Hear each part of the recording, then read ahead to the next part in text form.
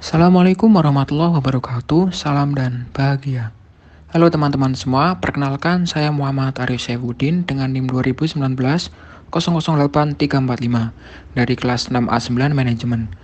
Baik, di sini saya akan membahas tentang pendekatan dalam evaluasi kinerja. Nah, sebelum kita membahas pendekatan tersebut, alangkah baiknya terlebih dahulu kita mengenal apa itu manajemen kinerja. Nah, manajemen kinerja merupakan proses komunikasi yang berlangsung terus-menerus yang dilaksanakan berdasarkan kemitraan antara seorang karyawan dengan penyelia atau supervisor langsung. Selanjutnya kita akan membahas pendekatan-pendekatan evaluasi kinerja. Nah, yang pertama itu ada pendekatan sikap, kemudian perilaku, kemudian pendekatan hasil, yang terakhir ada pendekatan kontingensi.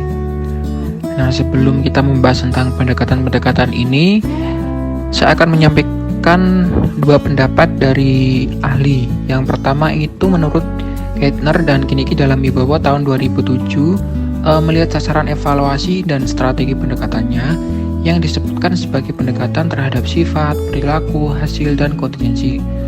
Sementara menurut Robbins dalam Wibawa tahun 2007 melihat evaluasi kinerja dalam ukuran hasil pekerjaan individu, perilaku, dan sikap. Pendapat di antara keduanya itu bersifat saling melengkapi dan dapat dijelaskan. Nah, kita akan menjelaskan yang pertama itu pendekatan sikap. Nah, di sini pendekatan ini menyangkut penilaian terhadap sifat atau karakteristik individu. Sifat biasanya diukur dalam bentuk inisiatif, kecepatan, membuat keputusan, dan ketergantungan. Meskipun pendekatan sifat sangat luas yang dipergunakan untuk oleh manajer, pada umumnya dipertimbangkan oleh para ahli sebagai yang paling rendah. Nah, di mana penilaian sifat kurang sempurna karena relatif bermuka ganda terhadap kinerja aktual.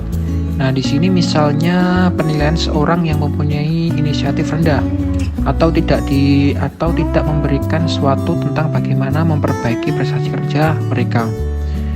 Demikian juga pekerja itu cenderung bereaksi.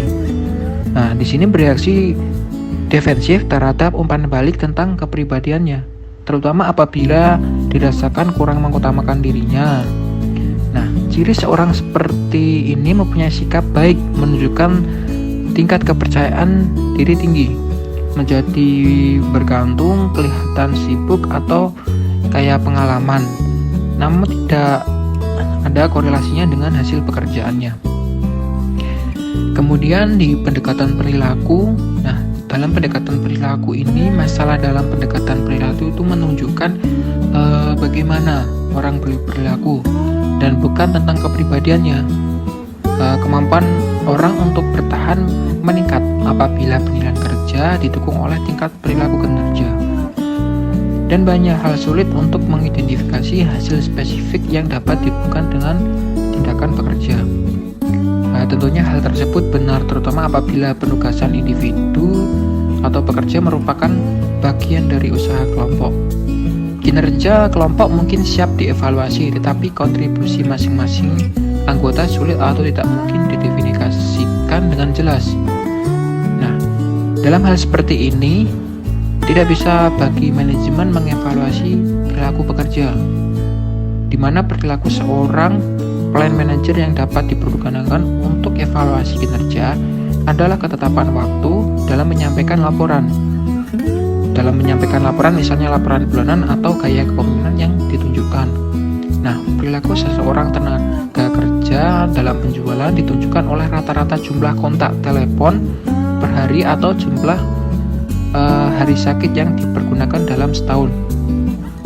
Kemudian untuk pendekatan hasil, apabila pendekatan sikap memfokuskan pada orang dan pendekatan perilaku memfokuskan pada proses. Nah, di pendekatan hasil ini memfokuskan pada produk atau hasil usaha seorang. Dengan kata lain adalah apa yang telah diselesaikan individu.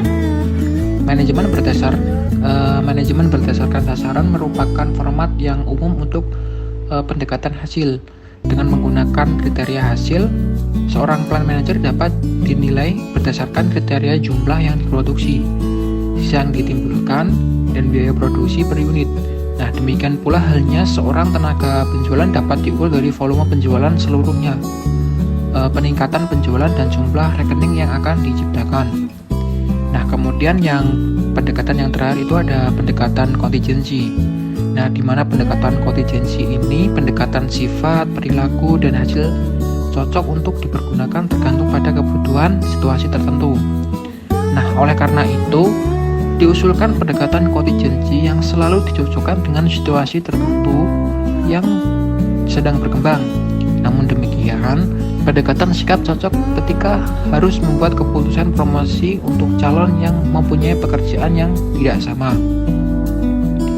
Sementara itu, pendekatan hasil dibatasi oleh kegagalan menjelaskan mengapa tujuan penilai tidak tercapai.